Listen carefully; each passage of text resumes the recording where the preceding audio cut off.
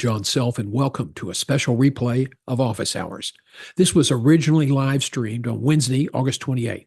The subject is a critical one, navigating your career through an economic downturn. And I think we're there. No economic trend lasts forever. We've had 42 months of uninterrupted job growth, and now we're seeing some slowdown. And some of that is good because it'll slow the rate of inflation. But we hope you'll join us for this presentation and then download the workbook that goes with the presentation.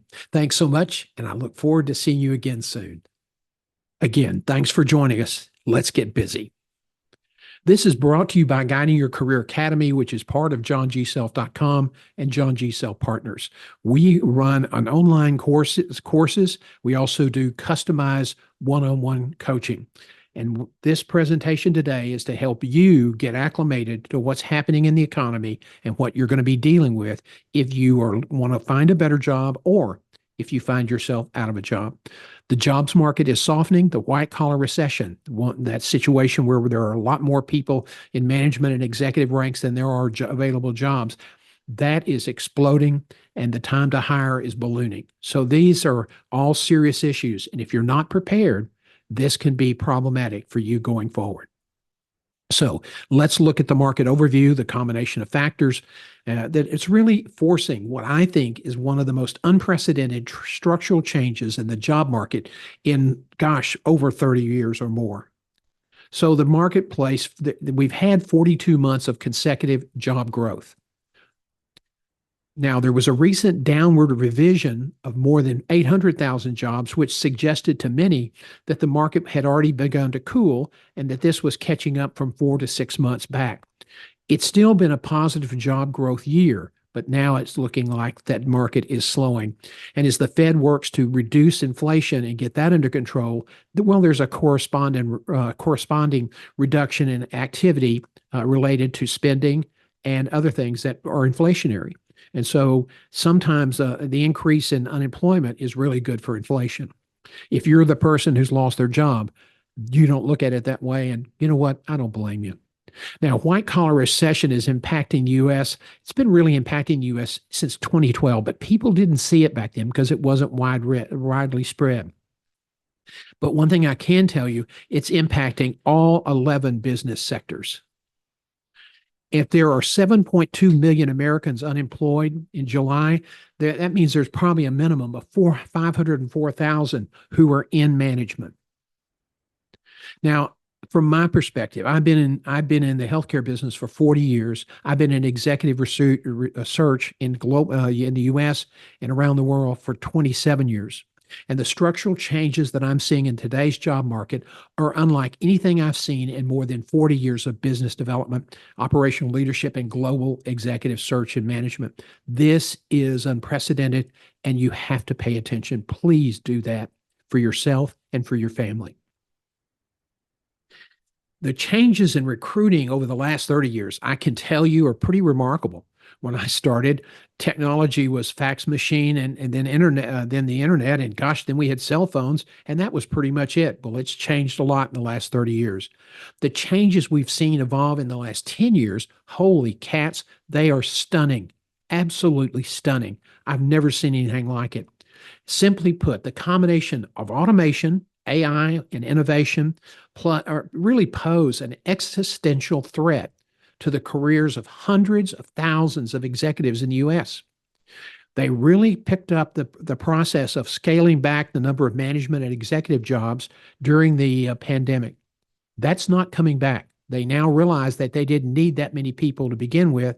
And so the level we are now at with the executive and management jobs is probably where it's going to stay for the foreseeable future. That means as we have layoffs, the number of people going into the job market are just going to be piled on top of the thousands of other people who haven't found jobs yet. And it's going to be a really tough issue for them, for those people who are trying to get back into the workforce. We can help you. It's hard work. It's not complicated, but it's not easy. And we can help you do that.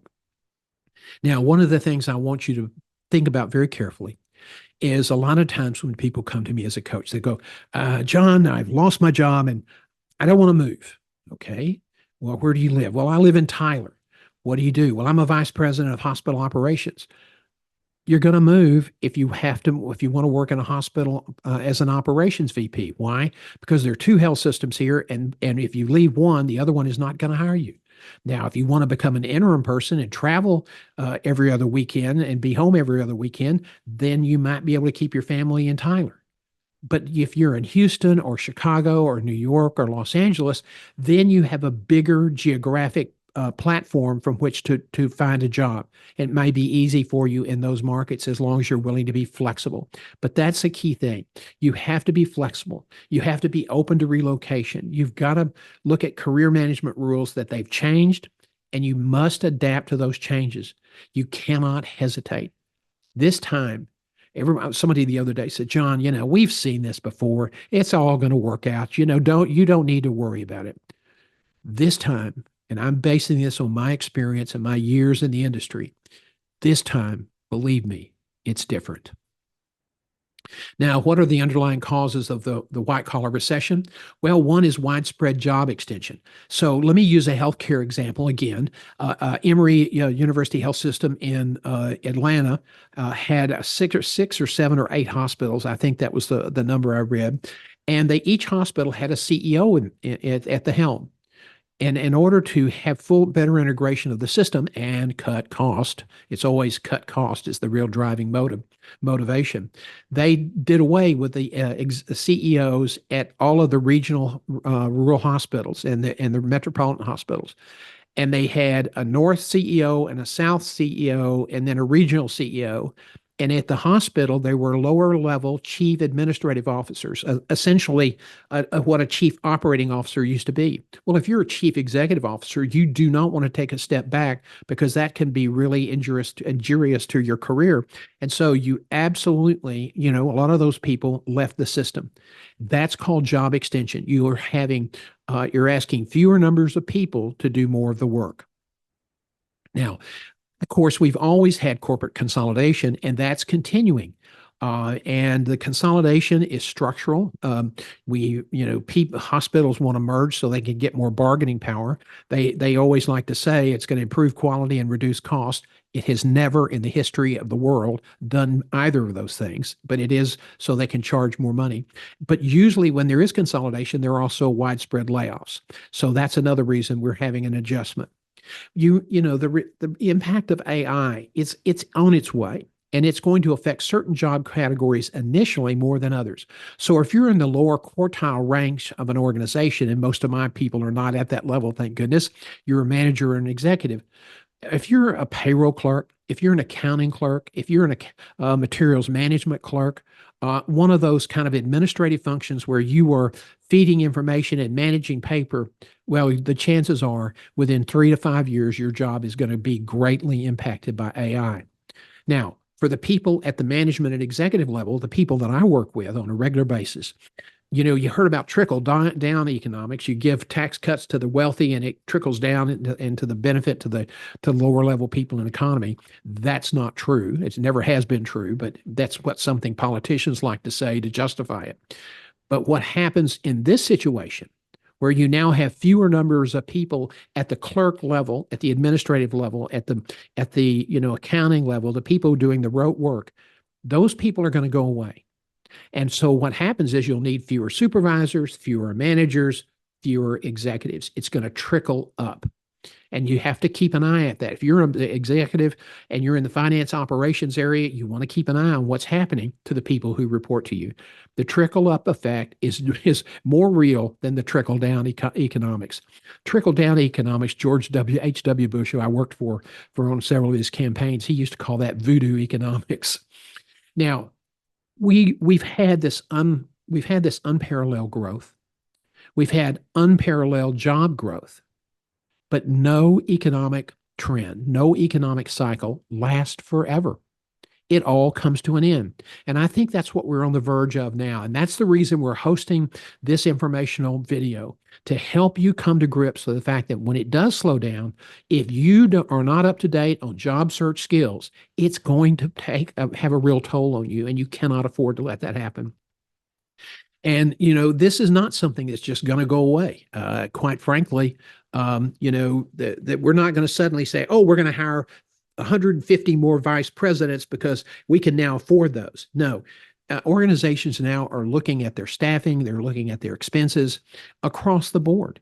And they're not going to be hiring people they can't justify. And board members are now asking hard questions. So these extended trends of the white-collar recession, this is here to stay with us for the foreseeable future. So you can't sit back and hope to weather this in 4 to 6 months. It won't work. It's going to be the same or worse in 4 to 6 months. Now, AI is the new face of change in recruiting. Now, AI is already affecting recruiting. Automation has been involved in recruiting since the 90s, but let's talk a little bit about how this is going to play out. Now, the first generation of AI, it came along in the mid 90s. And in corporations, I mean, this made a lot of sense. Corporations did this because they were sold a bill of goods, not a bill of goods. It was a legitimate program. It's called applicant tracking systems. And if you put this in your system and connect it to your portal so that people applying for jobs, this applicant tracking system could qualify the resumes, quantify their experience, and then route them to the right recruiter after it decides whether they meet the criteria. They meet the selection criteria based on an algorithm. And so companies were trying to speed up the process, reduce costs, because they had dozens and dozens of clerks going through resumes trying to sort all the paper. And they were also trying to mitigate discrimination and speed up the process. Bias and discrimination has always been a serious problem in all forms of recruiting. And companies literally said, okay, if the computer's doing that, we can tamp that down. Now, ATS software, so that you only found it in the big organizations in the late 90s. Today, it's in 95% of all businesses. Now, people say, well, then, why do you say that?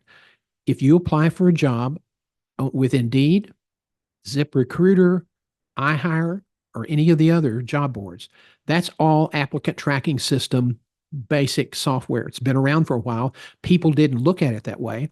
But people would get frustrated. Well, I was perfect fit for that job, but the resume didn't reflect that perfect fit because they were using a generic resume.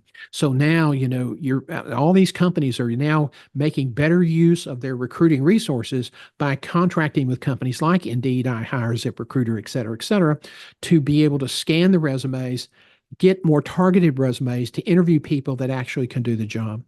Now, one of the latest developments is that LinkedIn, and this has been going on for a bit, and it's not brand new, but it's certainly newer.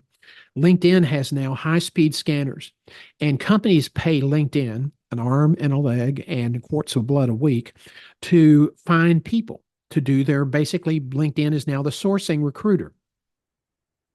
And what that means is that the company, let's just say GE Healthcare or, Memorial Hermann Health System, they have a director of operations and imaging services, and they want somebody to come in and fill that position.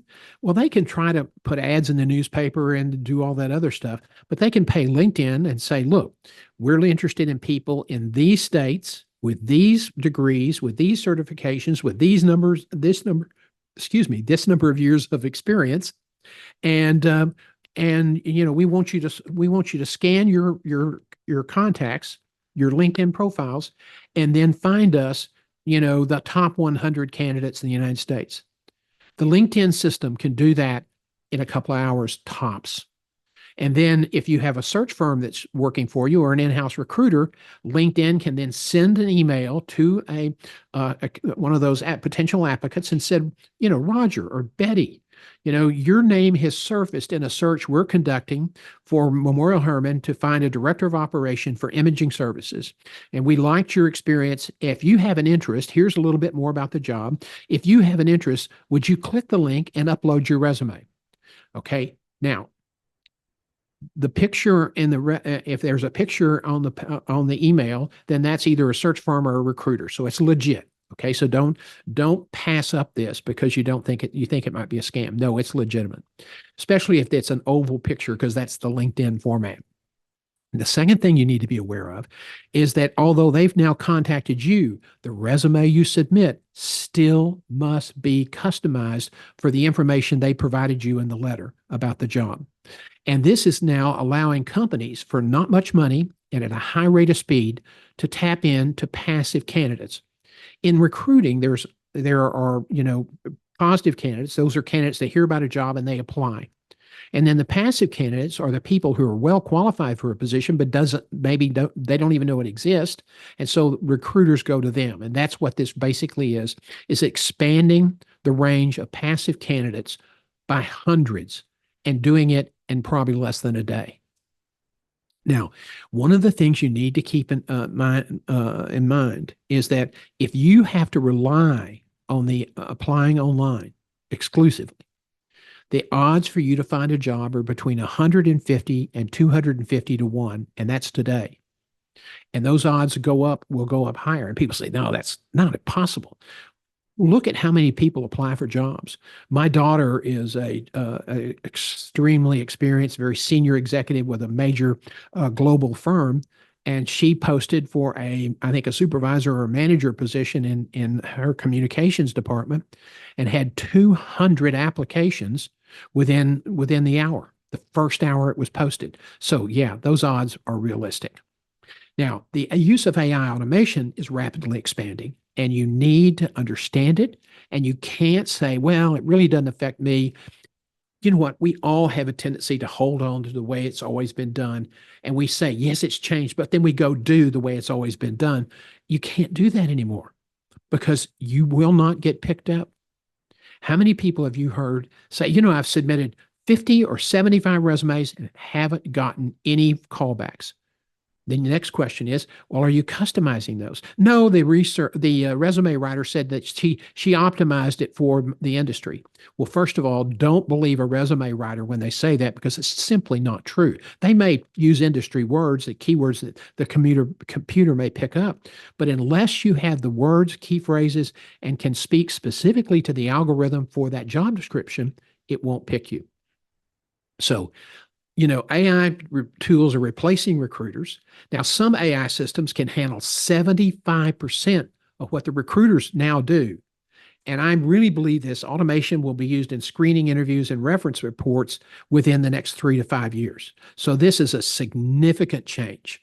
People are already, some people have already replied that they were being considered for a job and they received an email and a link, and they said, we want you to answer these 5 questions. Go to this link and record your answers. It's a screening interview, and they don't even have another recruiter on the other end. You're talking to a camera, and people struggle with that. One person said that they had the interview and they were talking to somebody and then suddenly realized that it might be an avatar. So the face of recruiting is changing, and it's being dehumanized.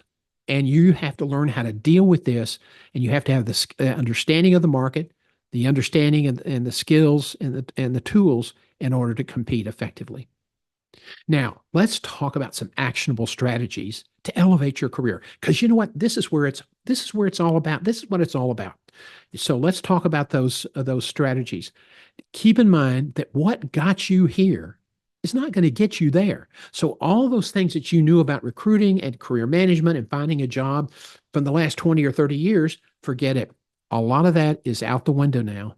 And the key stuff about how you treat people and how you interview, some of those things are the same. But let me tell you something. It's different. I heard this, saw this in a movie called The Big Short. It was attributed to Mark Twain. Research shows that he did not say it, but it's a great quote. What do you think? It's not what you don't know that gets you into trouble. It's what you know for sure that just ain't so. And you know what? I talk to a lot of people every day, and I just almost want to just send this emblazed in a nice plaque and tell them to hang it above their desk for their job search, because you start telling them what's happening and they get really discouraged, and they don't know how they're going to survive. Well, let me tell you something. I've been probably the worst salesman in the world because I tell everybody the bad news. But let me tell you the good news today. When we work with clients, we have a great record of helping people find their next better deal. At the height of of the pandemic, we had 19 active clients and 17 placed. 17 placed. And the only two that didn't place were they thought they knew everything they needed to know. They'd been in the job market for 30, 35 years and they just weren't going to change.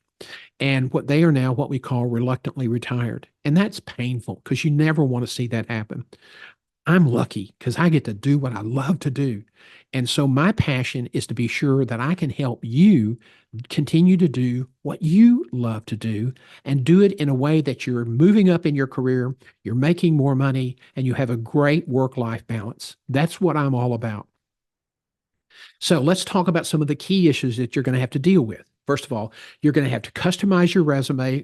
Computers don't care that it's got fancy colors. Matter of fact, too much color and too much formatting is bad. So if a resume writer wants to do a 2-column resume, tell them not only no, but hell no, as my grandma used to say.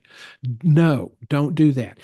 The resume writers in the 70s and 80s and 90s and into the 2000s played an important role because they had research to know which colors attracted recruiters, which designs really worked best. That was really important stuff. And they did a good job of the content. But back then, one resume, you could send it everywhere. Okay. That doesn't work anymore because now it's all being driven by the computer algorithm. If you don't match 80 and 85, probably 90+% on the algorithm, you're not going to get called back. So you have to customize your resume. It has to use the keywords and phrases, and you really need all the words that they're using. That's really important. And if you know somebody who works in the organization and you can get additional insight, what the problems are, that's even better. Now, you have two choices when you're looking for a job.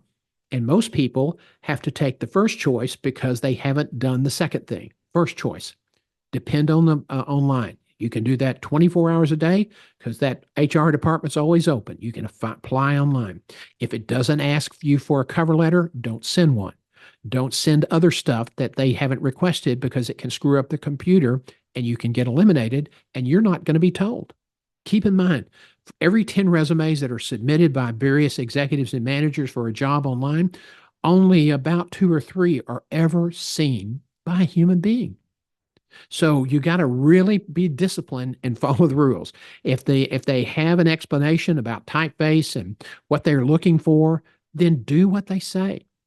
Now, some of these older systems are so persnickety, I tell people, look, send a plain text resume.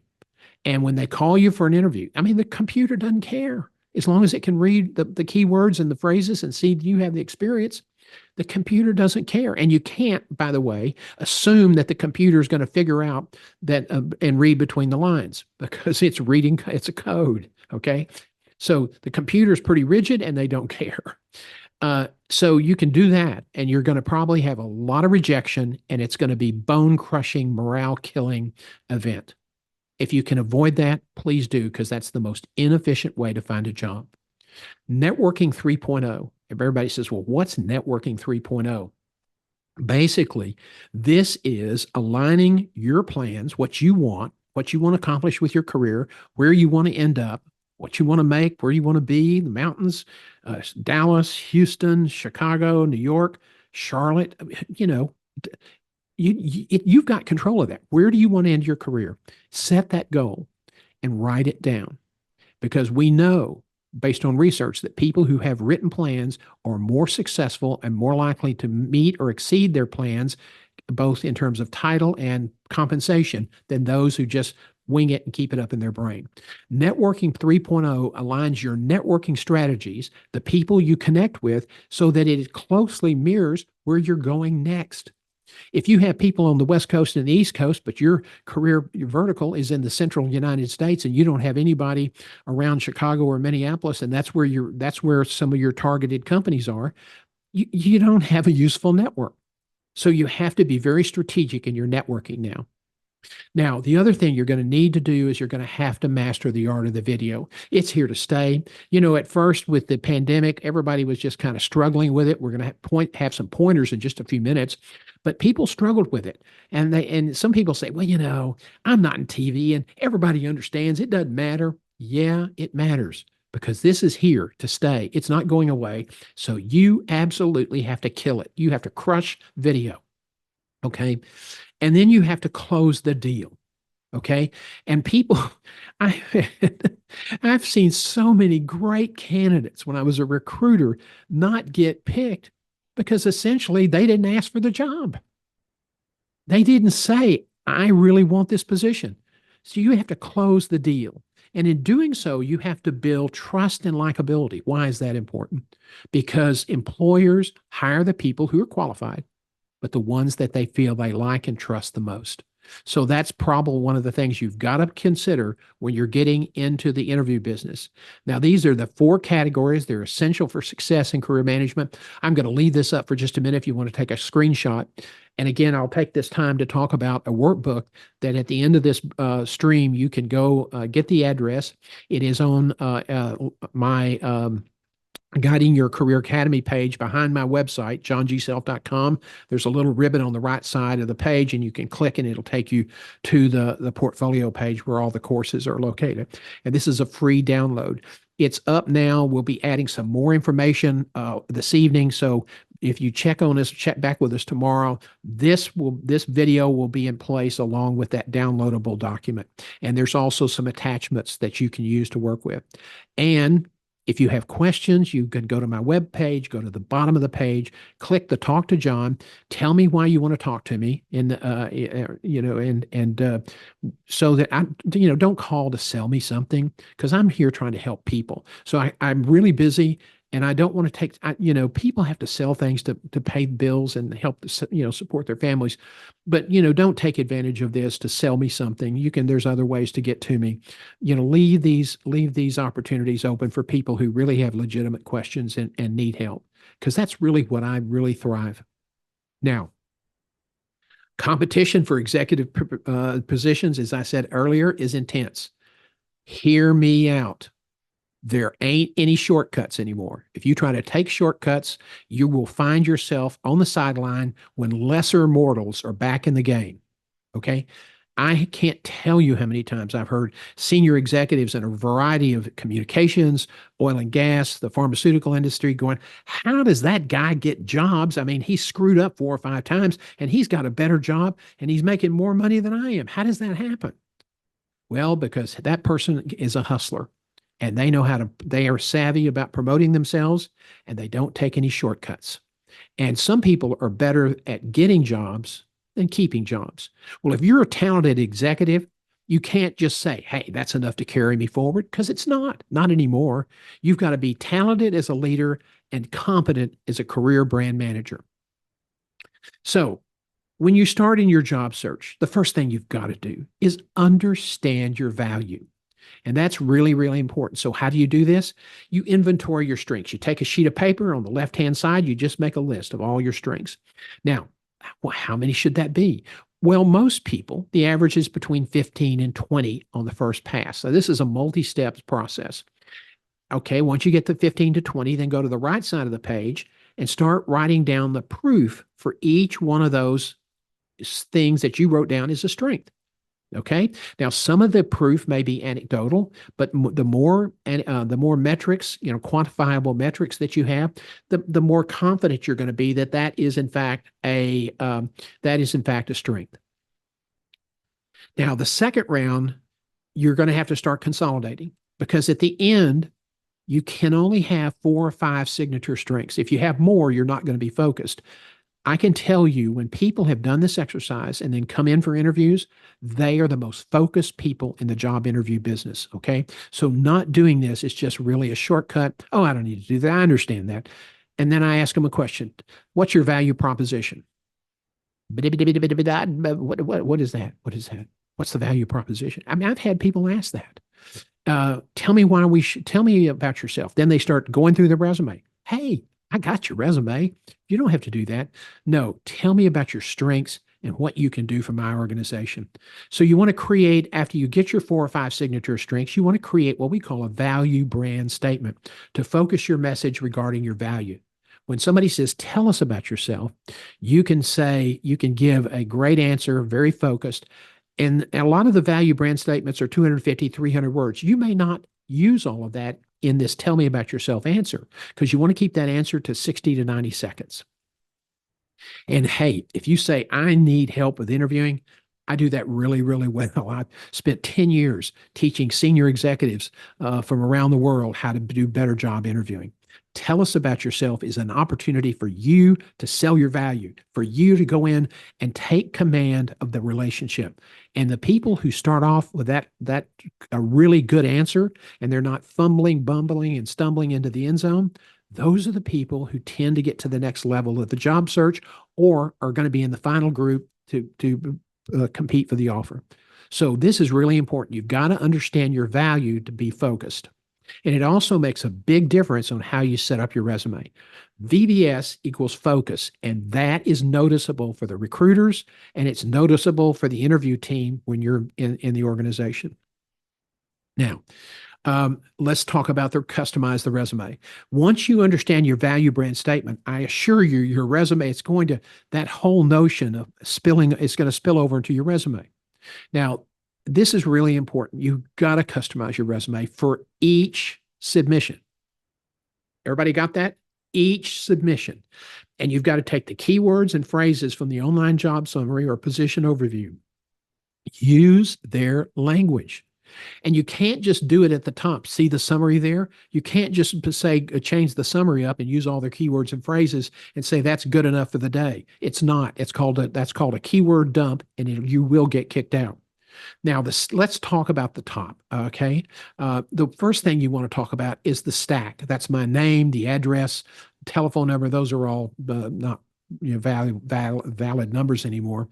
The other thing that I didn't put there because I did this for another organization is put your LinkedIn profile and your email and make them active links.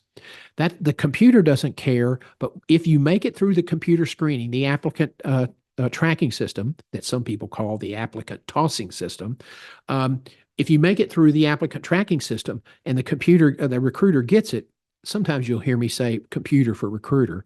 That's a kind of irony.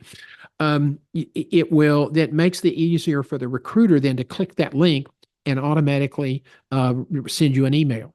Now, why are they going to click a link? Because all of the resumes now are being read on screens. Okay, so that's number one. You got to have a stack. You can split it on the left-hand side and the right side.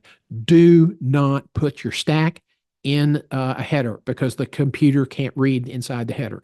Don't do it. Do not use text boxes on resumes because some of the scanners cannot read into the text box.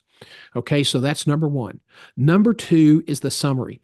Now, if the resume gets through the computer, this is really important because the recruiter gets it. They're going to read that and they're going to give that resume about 50. They're going to read that summary really quickly and then they're going to give that resume about 15 to 20 seconds and they're going to move on to the next one and start making piles of who they like and who they don't like based on what the computer's given them. Now, in search firms, there's still a lot of manual resume reviews going on at the medium-sized and smaller firms. And so having a really good summary that speaks very specifically to what they're looking for in that position allows the recruiter to see everything they need to see in that summary paragraph. It shouldn't go on for more than one paragraph. It needs to be written and rewritten so that it's tight, flows well. After that, do not put unless you're a new graduate, do not put your education materials at the top. That goes at the end. The other thing I want to talk to you about briefly is in your stack. If you're in an industry like a CPA or you're a medical doctor and you belong to a college of specialists or a healthcare executive who's a fellow in the American College of Healthcare Executives or any number of other professions that have those certifications, you can use those after your names. If you have a terminal degree, DDS, MD, DO, PhD, one of the doctoral, you can use that after your name. A master's degree is a degree. It's not an academic end-stage credential, and you should not use that after your name. People do, and I know that's a losing battle, but if you don't have to put it there for the computer to see it. If it's in the resume, the computer will find it. For each company, you want to describe put the name of the company. What does it do? Where is it located? What's their business model? In a very tightly succinct paragraph. Then you have your title and your job, and you describe, that's where you describe your scope of responsibility. Underneath that, then you put your dot points for your accomplishments. Now, leading a department of 1,200 people is not an accomplishment. That is a scope of responsibility. So you don't need to, that you don't do those things. You don't mix your scope of responsibility statements with your dot points. If you have more questions about that, we're happy to help you. We have resume reviews, and we have a premium package. We do help you do your resume, and we help you do your career plan and help you do your value brand statement, all of those things. And we can really help you really be prepared to go to the market. And let me tell you something else while we're just touching on that. Don't wait until you get the tap on the shoulder from HR on a Friday afternoon that says they need to talk to you. Don't wait for that, because it'll be too late, and if you haven't been networking, if you don't really understand how the job market's changed, it's going to take you 3 to 4 months just to get caught up. And, I have several people that, I've had to almost coach them every day of the week just to get them back into the market quickly. So don't do that. You want to be job search ready all the time now on. That's not an option anymore. So there's the resume. That's a brief overview. We can really dig into that if you are in the coaching program. Now, networking 3.0, we talked about this a few minutes ago, and this is not optional. This is a make or break. If you aren't networking, you are setting yourself up for failure. This is a career plan essential. Networking is tied to your goal and your intermediate steps. So if you want to be the CEO of a Fortune 200 manufacturing company, you pretty much can see how other people who've gotten to that level, the jobs and the steps that they took. And so you need to plan for those steps and jobs, because those are the people that get to the top. If that's important to you, be prepared to do that.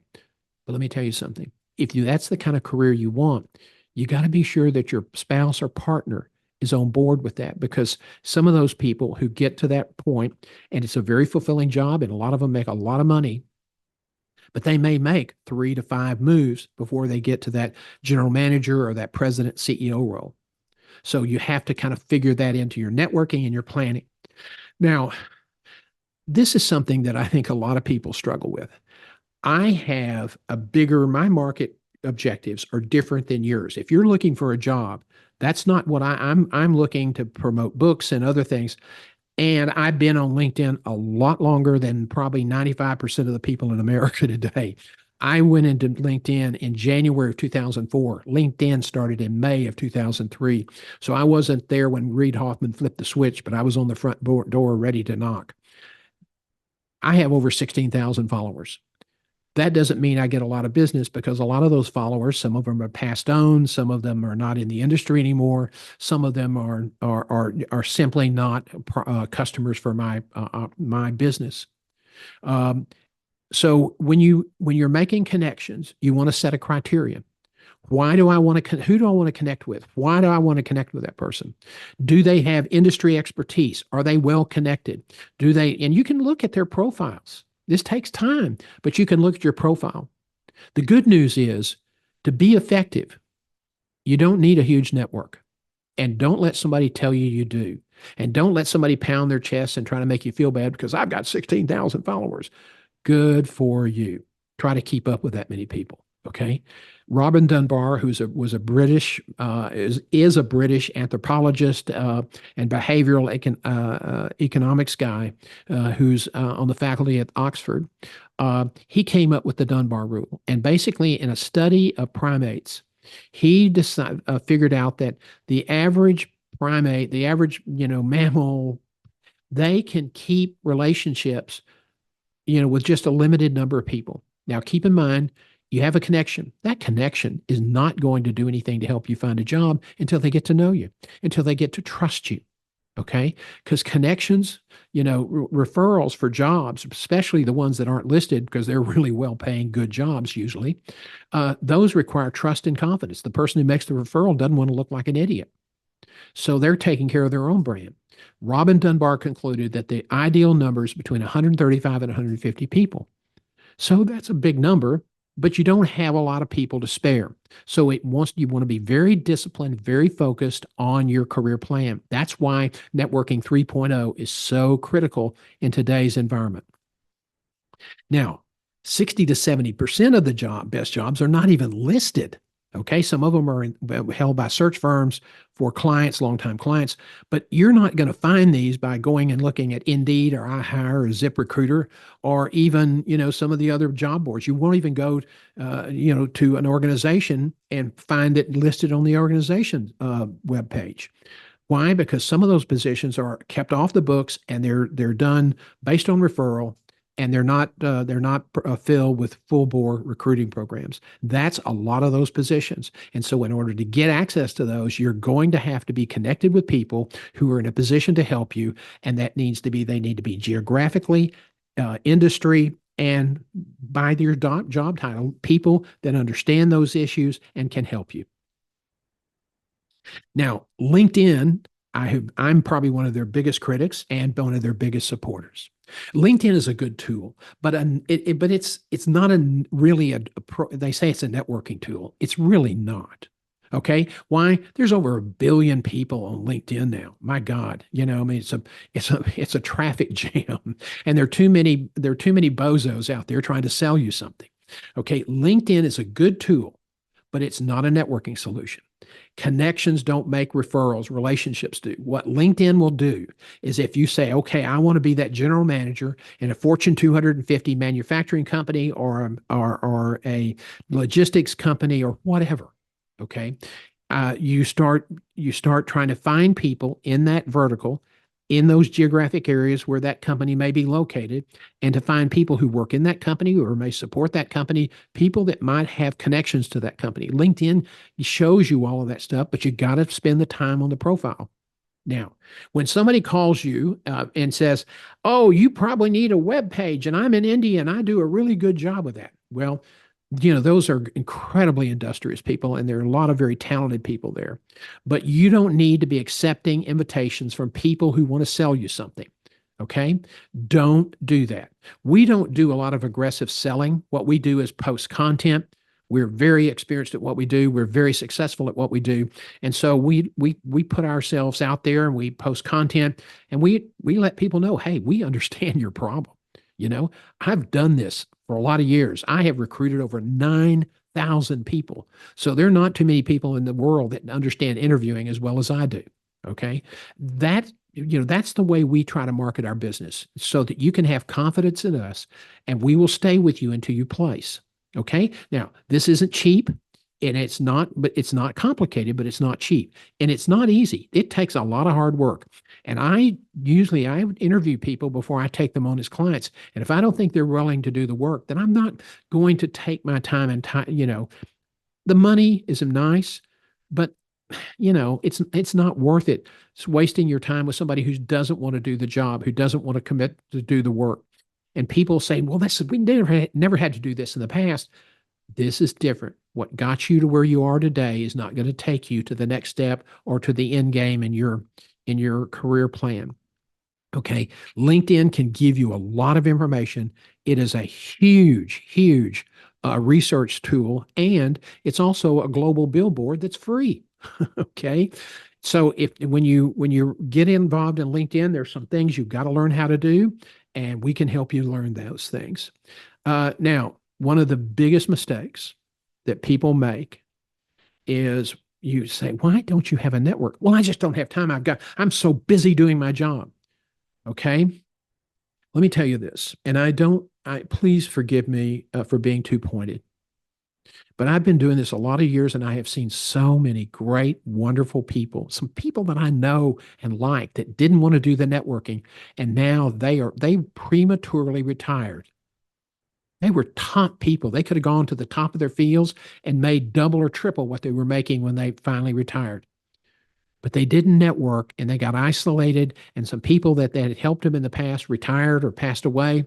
And so suddenly they're out there and they didn't really have recruiter connections. They didn't have the kind of connections they needed and could not find another opportunity. I don't have time. That is a poor excuse that you evoke at your own peril.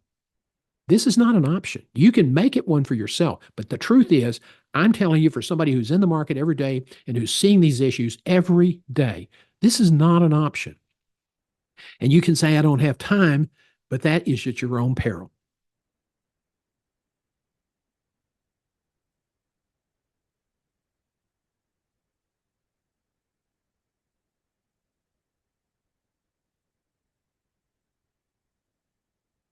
And I'm telling you that the market has changed. This is it. We're not going back.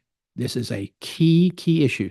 That was a piece from the movie Margin Call. Jeremy Irons played the CEO of a big bank who discovered that they had a bunch of toxic assets, and it was going to really change the market forever. Well, we're talking about 2008 with the credit default swaps and the real estate issues. That's what he was talking about. This is it. A lot of banks failed. A lot of people lost their jobs.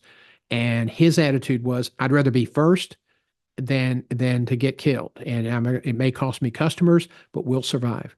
Well, that's kind of a tough position to take. But, it is when it gets down to networking, this is it.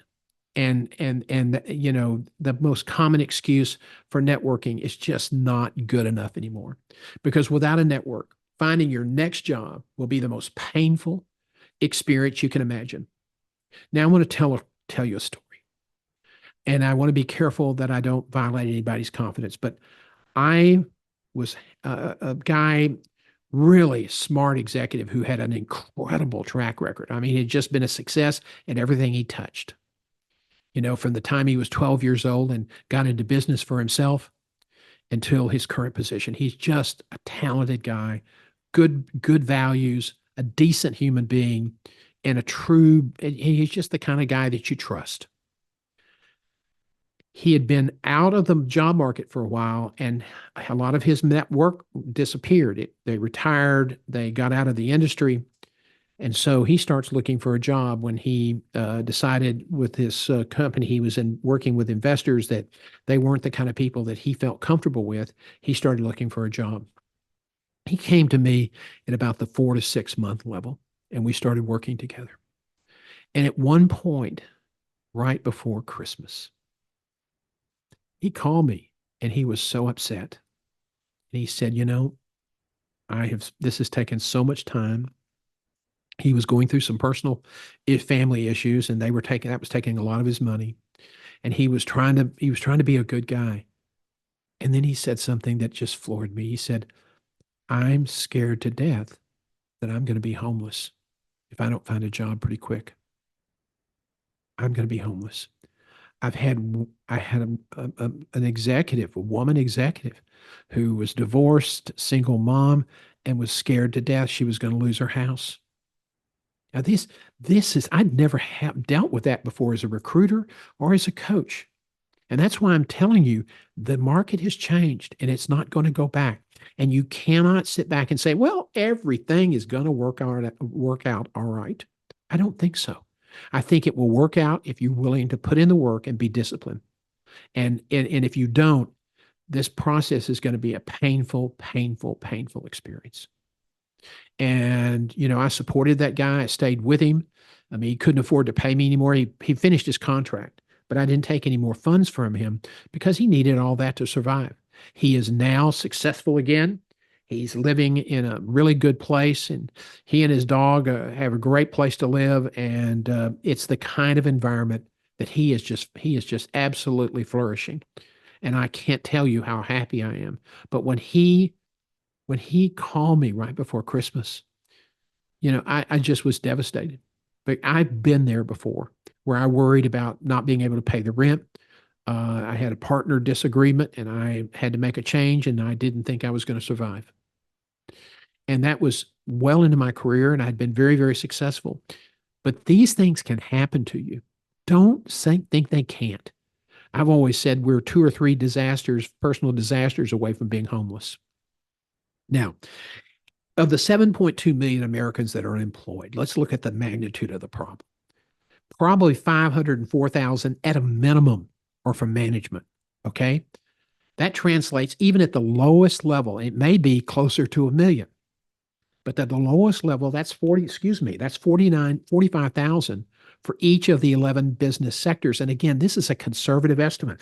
So now you kind of know what the competition is. And if you don't have the network who will go to bat for you, you're going to find yourself in a really tough position. Now, let's go to point three. Video is here to stay. You got to master it or else. Now, this great person is Stephanie Rule, who started out as a bond trader, East Coast person, lives in New York, and she is now an MSNBC anchor, and she has the 11th hour show replacing Brian Williams on MSNBC. And so she's used to be on CNBC, and before that was on Bloomberg. So she's had a lot of video experience. This photo was her during the pandemic when she was broadcasting, when they were all working remote. She was broadcasting from her home. So let me talk about a couple of things here because this is really important. Okay. The camera must be at eye level. Okay. Now you see she's got several boxes and it looks like it's on a piano bench, and then her Apple computer's at the top. Now those look to me like coffee table books. And I'll confess, I've always wondered what coffee table books were useful for. Now we know. Now that is also a commercial level halo light, and she only needed one light to be sure she was properly lit. And the background, you can't see the stairs on the TV, but I've seen that shot before, and it's an attractive background. There's nothing in the background that's distracting, okay? But the camera must be at eye level. Why? Because that little green dot that I'm looking at as we speak, and I have struggled with this just like everybody else, but looking at that green dot, that's the eyes of that's the eyes of the recruiter. Now, be sure your light is strong enough to fully light your face. Bad lighting makes you look older. You don't want to do that in a competitive search. A good microphone is really important. Now, you obviously see I have a boom microphone because I do a lot of recording, but a good microphone is really important. Let's see, this one is called a Rode, and it's a lapel mic, and this was less than $30, and it is a good quality microphone. So you don't have to spend $3,000 on one of these radio station studio mics. Listen, this is a Steinheiser, and it was with everything in, it was about $350. And that's a more expensive mic than I ever had. A lot of people use Yetis. You just don't need something really, really expensive. A Yeti's less than $125, and that's a good microphone. A lapel mic is really also very, very good. But it'll really improve the quality of your sound, and you want good, rich sound, and you don't want a hollow background, and you don't want to be so far away from the computer that you look small.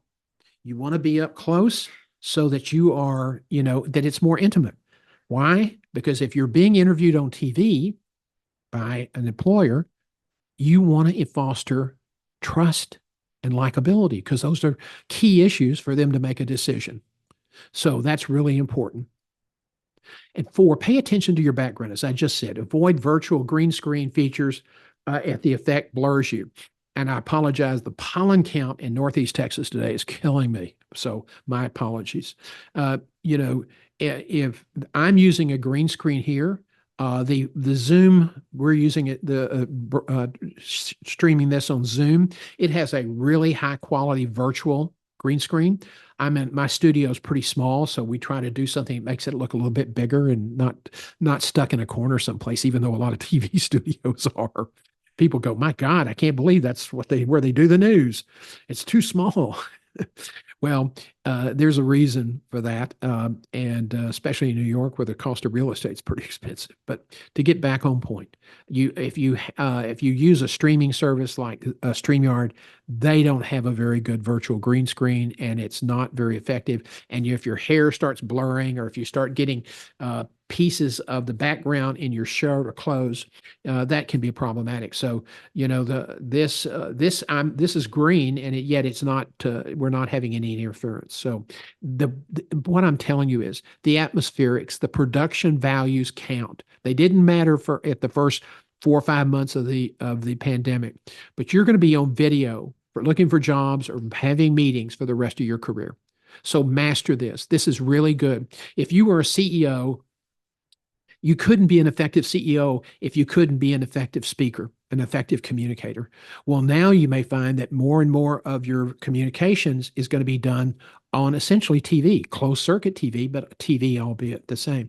And if you're trying to make an important point for a far-flung audience of you have multi facilities and you don't want to have to fly to each one of them because of time constraints, you have to be effective online. So these are skills you need to master.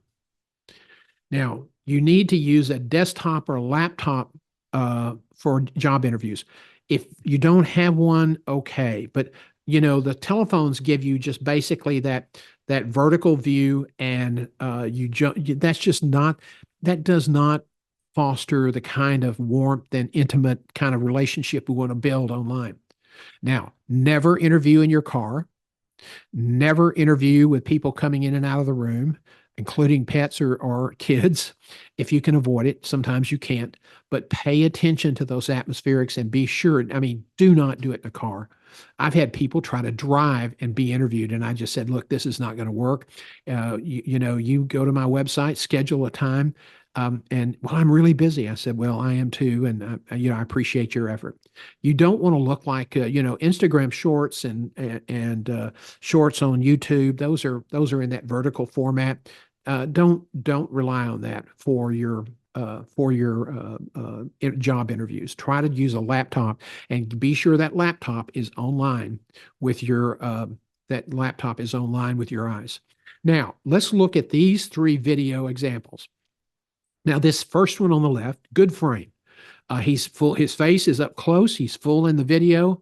I don't know what the picture is in the background. That may be a conference of other people in the job interview that are going to be asking questions. Not clear about that, but the candidate has a good frame. That's what you want. Now, the one at the top right, the face is blocked out because I didn't want to recognize him. This is a common mistake. He's got this laptop and it's tilted back and he's looking up at himself. This is a terrible, terrible angle. And it's not flattering and it's not an intimate kind of communication. You look like you're looking up. It's uncomfortable, and don't do this. Pile a bunch of books or build a box or whatever you have to do. Get that green light at eye level. Now, my desk chair is about ready to give up the ghost, and so it's down a little bit lower than it needs to be. The new Apple Pro computer screen was a little bit higher profile, and so I'm looking up slightly. But it's still, you've got to really look. You've got to be mindful of the eye contact. The bottom one is backlighting. And this is a really serious problem. You can't make out their features. This is not acceptable. You cannot afford to make this mistake. Now, early on, a lot of people did this because they didn't understand. Now, you have no excuse to make these kinds of mistakes. You've got to nail it. You can have a great message, but if you're backlit, it's lost. If you have a great message and we're looking up to you and it's disconcerting, you take away from the impact of your message. Don't do that. And be professionally dressed. Even if you're on TV, being in your pajamas or a house coat, even if it's on the telephone, the research shows that you're going to do a better interview even on the telephone if you're dressed for success. Okay. Now, number 4, you want to close the deal and link your value to the needs of the client. This is a common mistake. People go to interviews and they show up to answer questions. I mean, isn't that what an interview is all about? No. The interview is, yes, you're answering questions, but each answer, you're trying to take the initiative to connect the dots for the interviewer. These are my strengths. This is how I can benefit your company. We have a program called Core and Categorical Interview Stories, and we're going to talk about that in a few minutes, I believe. But you want to be a storyteller. Why? Because people don't remember facts and figures. But if you can wrap a story around your facts and figures, they're more inclined to remember that. Stories are memorable. And people say, I don't have any stories. I have never met anyone in my life, and I've interviewed over 9,000 people who don't have a story to tell. And one of the things I really enjoy is helping people like you get comfortable with the stories that you know and that can absolutely open doors for people to say, gosh, what a good person. That was an interesting story. They will remember you. If they've interviewed 20 people and you have that memorable story and you may be the person they picked because they remembered you. Now, you want to work to build a connection with the interviewer. So if it's on video, you want to keep eye on contact on the green screen. Okay. Excuse me, on the green dot. You want to be sure you're dressed appropriately. You want to be sure your background is really good. You want to be sure your volume is good. Your lighting is good. But keep in mind, you want to be sure that you're making connection. And if you're looking down or looking away, that breaks. That people say, well, what's more important, me or that whatever's on his desk? So that's really important. And when you finish, tell them that you want the job and why they should hire you. And you don't have to bang your chest, but just have a closing statement. I really enjoyed this today. I want to thank you for having me come see you, or I want to thank you for taking time to have this video interview with me. I want you to know I'm extremely interested in this position. And here are 3 things that I've been thinking about why I think I'd be a good fit for this organization. You need X, and I have done that successfully. You also talked about these issues. I have been very innovative in those areas, and I have been very, very successful. And third, probably the most important thing is that interviewing in recruiting is kind of like getting married after 4 dates. I have a reputation and the personality to be able to come in, respect the organization and its values and its culture, and understand how to figure all that out and work effectively with the people that are here. This is not about me. This is about the good of the organization. It's about the mission that we have going forward. Now, that's kind of off on the spur, quick, drop of a hat moment, but that most people don't say that. Well, you know how many times I had people in 27 years that said, I want the job, you can trust me, or words to that effect? 0, never. So if you're looking for a market differentiator to kind of close the deal, that would be one you might want to consider.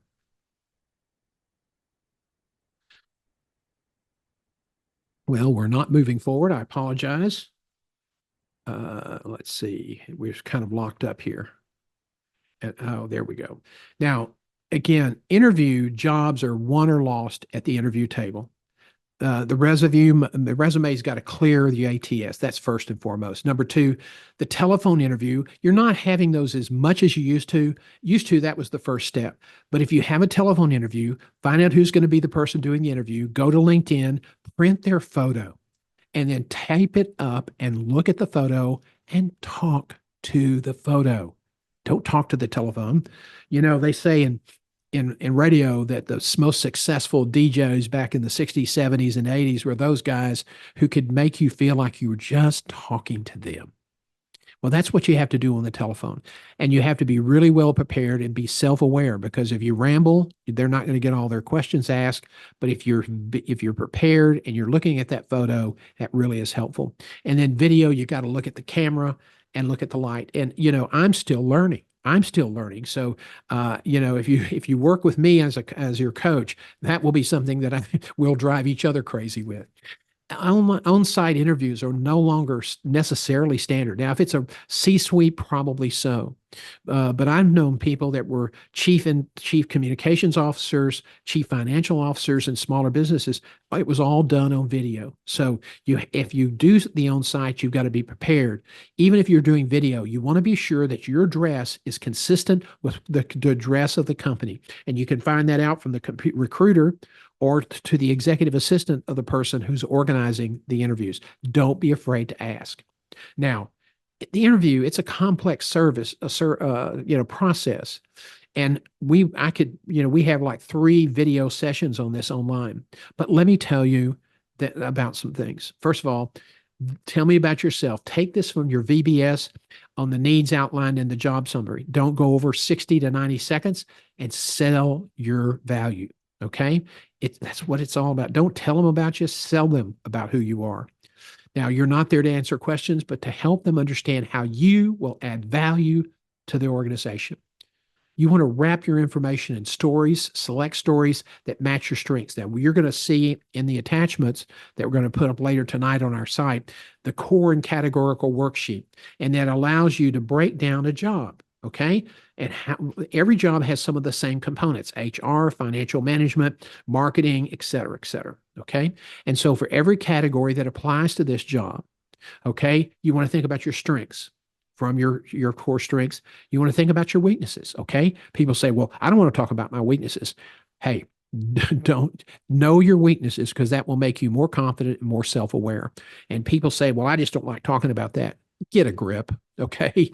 Because that's still a valid question. I know there's some younger recruiters out there to say it's totally inappropriate. And quite frankly, I don't think they know what they're talking about. Why? Because recruiters, especially when you move up into management and executive levels, recruiters want to know that you have a high level of emotional intelligence. And if you can't talk about your weaknesses in a positive way and talk about what you've learned from those experiences, then the question is, do you have the emotional intelligence to be successful in our organization?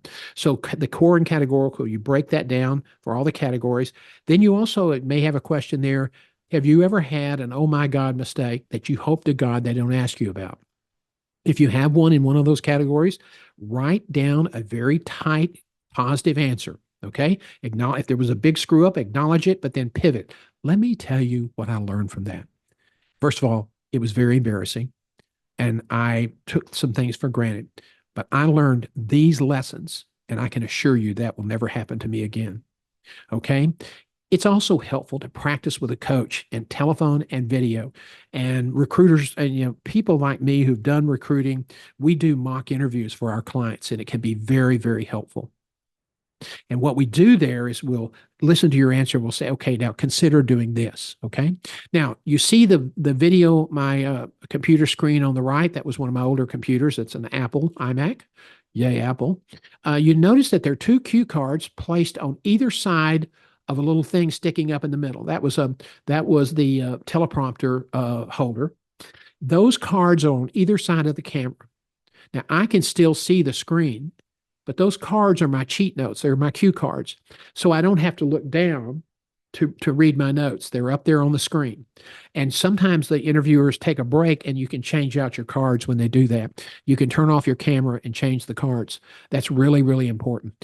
If you are on a video interview, okay, don't get up and go to the bathroom, or if they're taking a break, or even if they're taking a break, turn off your camera, turn off your microphone.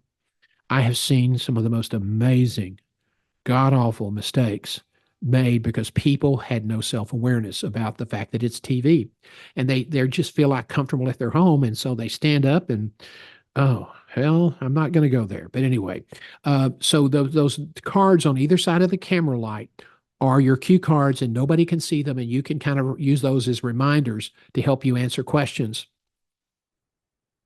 Again, avoid looking down even slightly. And I'm just barely looking down, and it looks like I'm turning away. So keep in mind, the television will take 25% away from your personality and add 10 pounds. Okay. Now, women, I don't think that's true about the weight, but one thing I will tell you that you have to be confident. You want to project out. You want to keep an eye contact with that green light. You want to smile a lot. And you don't want a bad camera angle, because you can't recover from that. Okay. Now, don't think all of this emphasis on production quality is silly. Looking better than your competitors, why wouldn't you want to do that? You want to be professional, and you want to be the best candidate you can be. And practice, and be sure your video software is up to date several hours before the interview, because sometimes it takes a long time to get the interview up to date. And I've lost track of the time. I wasn't wearing a watch with the live stream today. The clock's not in the corner of my deal, so I'm not really sure what time it is.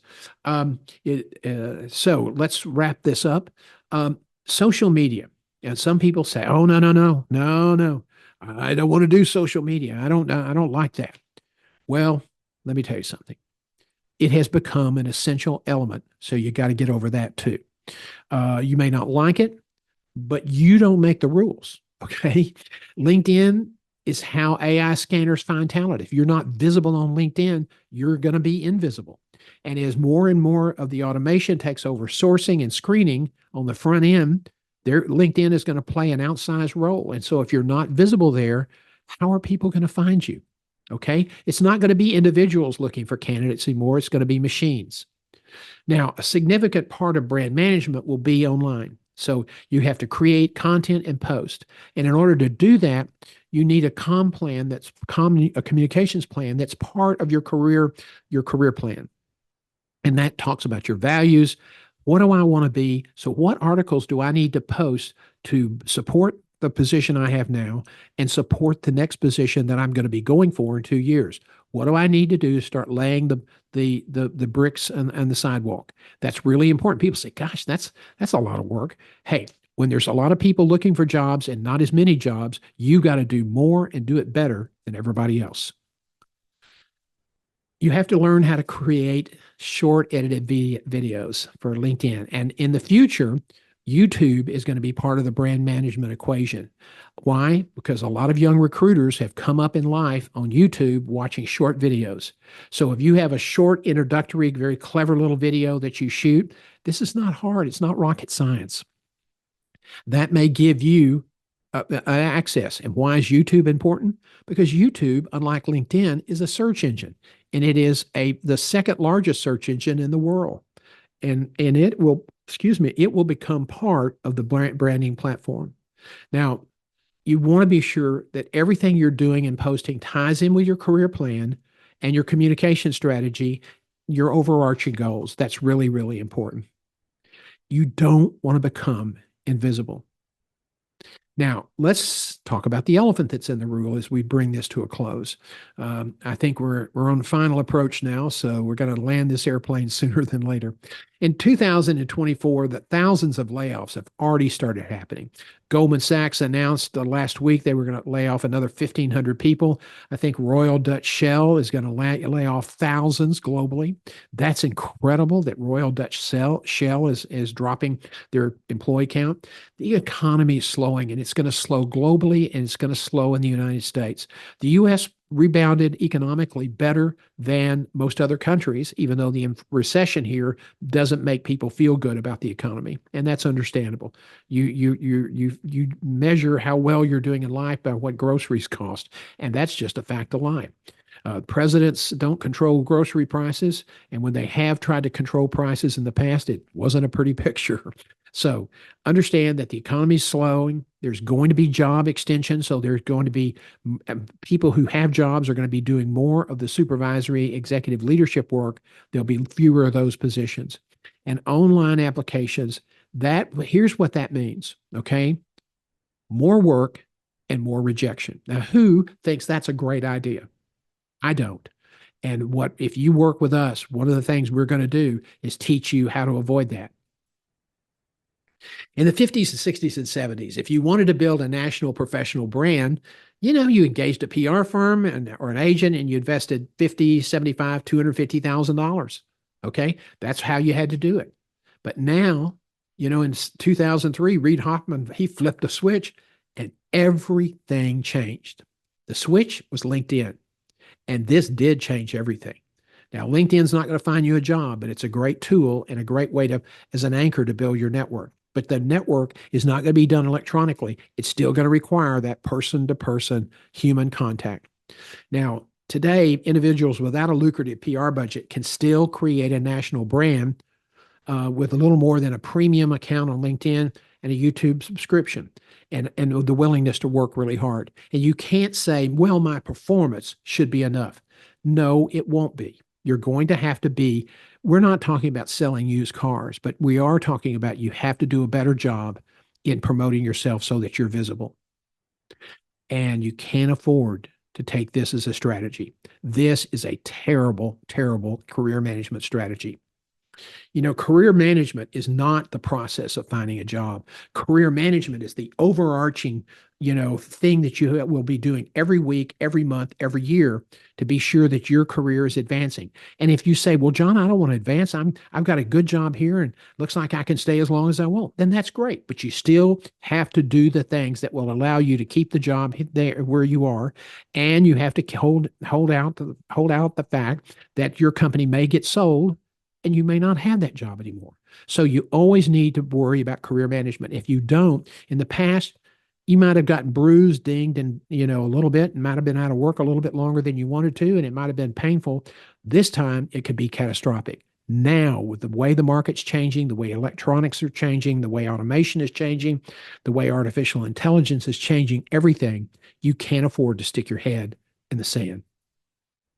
Unless your name is on the tongue of everybody in your industry, you have to promote yourself and you have to work to be visible. And I think thousands of executives are now on the sidelines and they're classified as reluctantly retired because they didn't think they needed to do any of that. Okay. If you love what you do, if you love what you do, and I do, I love what I do not take the chance of repeatedly being passed over. Now, I've been working for myself for the last 30 years. So if I screw up, all I have to do is go to the mirror and say, it's your fault. And guess what? If you don't do some of these things and you say, well, I really don't need to, then you're going to screw up. And you could go to the mirror and you can decide how you want to handle yourself, how you're going to hold yourself accountable. Our professional lives are experience a tectonic shift. The ball is really in your court. You have to take action. You have to stop looking at your career through a lens of yesterday. You can't go back. You can't look at how you're going to promote yourself or that how you're going to look for a job based on yesterday. You got to look forward. And that's what we help people do. We help people look forward. And because you can't look at things the way they've always been. You've got to look at things that you have never experienced before and say, I can do that. I'll have to figure that out. Okay. Please do not ignore the new imperatives of career management. Now, the next question is, what do you want? What is really, really driving you? What story do you want to tell in the marketplace about your career? You need to find someone who will help you discover your path to success and happiness. You need to find someone who will care about you and your family, because if you're looking for a job, even if you're not looking for a job, if you're just getting your career and at what we refer to as job search ready, you need somebody who's going to care about what you care about your family, about where you're living, where you want to live in the future. You need to have somebody who's going to invest in themselves into you, invest themselves in you and what you need and what you want. And that's usually a successful, rewarding career. This doesn't live in a vacuum. And so we help you meld your career plan, your career path with your family, because sometimes husband and wives don't ever talk about that stuff. And I've had people that I've helped them do joint plans, and they said it just absolutely made a great difference in their marriage. You want to find somebody who's going to support your journey, who's going to ask you the hard questions and then provide full on encouragement. It's absolutely so horrible these days to be down on your luck, to be out of the job, out of circulation, and you begin to think, I'm never going to work again. And people start to think that way. Don't let yourself drift into that process. Find a coach that understands you, that understands where you're going, that understands the problems you have, that cares about your success.